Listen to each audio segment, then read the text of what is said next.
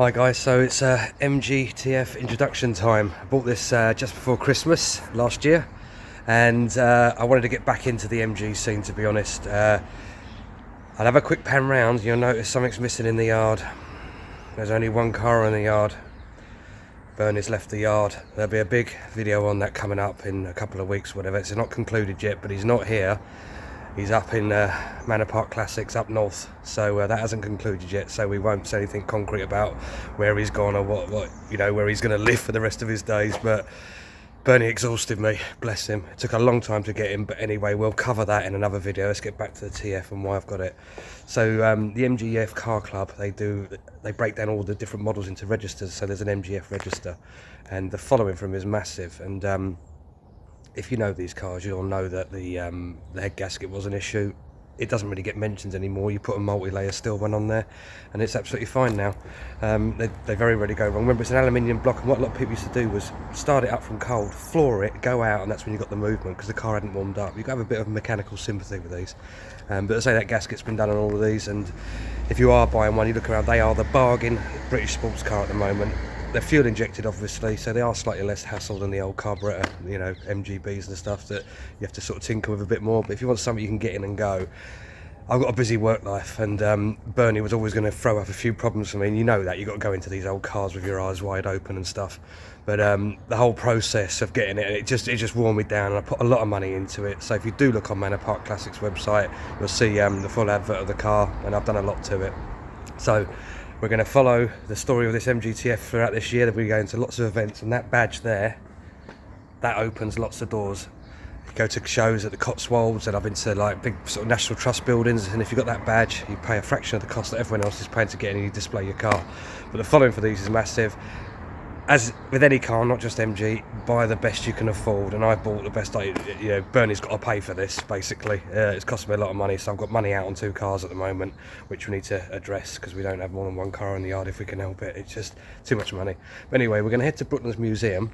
We're going to park under a special plane that doesn't fly anymore, but it's a very special plane, and we're going to have a walk around the car. It's in a bit of a better environment there. I'm going to take my best mate Darcy to lunch.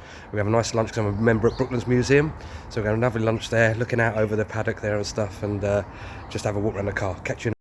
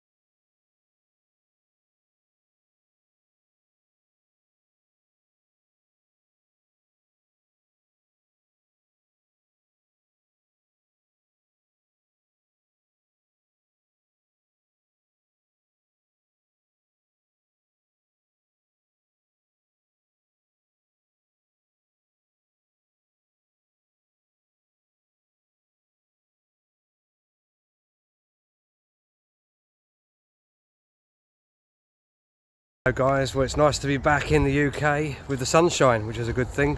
Oh, 25 degrees cooler than what it was in Barbados, but it's good to be back. And it's a big introduction to the MGTF I've bought recently. I'm going to give you a quick look around it and tell you why I bought it. It's just a fantastic, it's one of the lowest mileages in the country.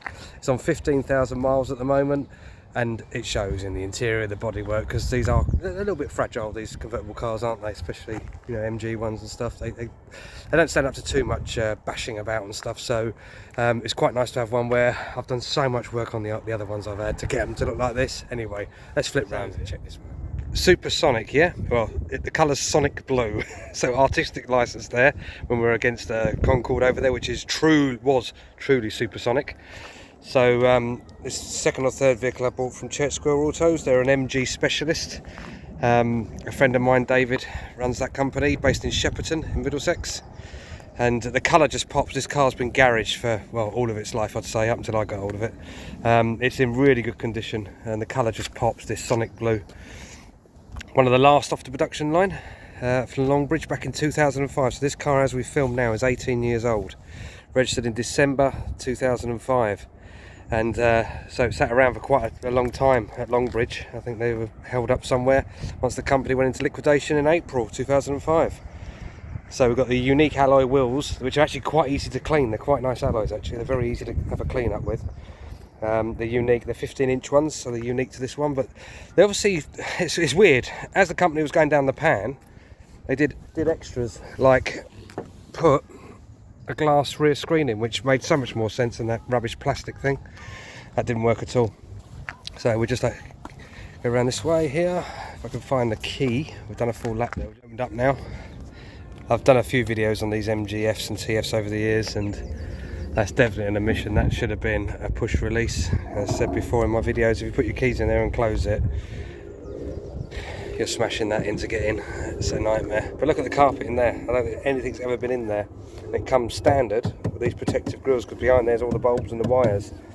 Locking wheel nut in there. Look how clean that is in there. So it's all ties in with the low mileage. And this, I say, this paint really pops. It really does. Hair on there. As we come around to the front,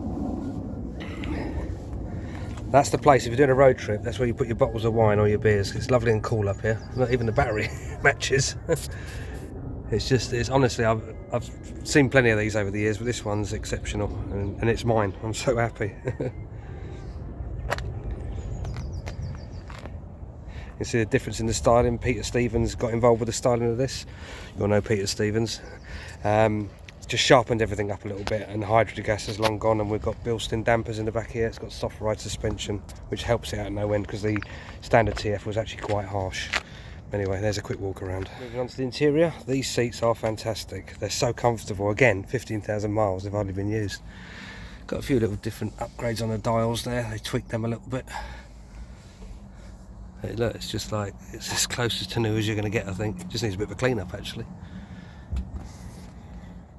Brief introduction to the car, but we're going to be going on lots of adventures with this. I plan to go to the Channel Islands and amongst other places. I know it's not very adventurous, but we're going to do that. Start off there and see how we get on. But I go to a lot of MG meets with this, for the MG Car Club, the MG Register and stuff. So look out for the year ahead, 2024. It's going to be all about my lovely TF. Look how good a cameraman I am. I can't even get it in. There you go. There you go. We're in. So yeah, look out. There'll be a lot of events at Brooklands here and stuff, and look out for Sonic Blue. Cheers, thanks for watching.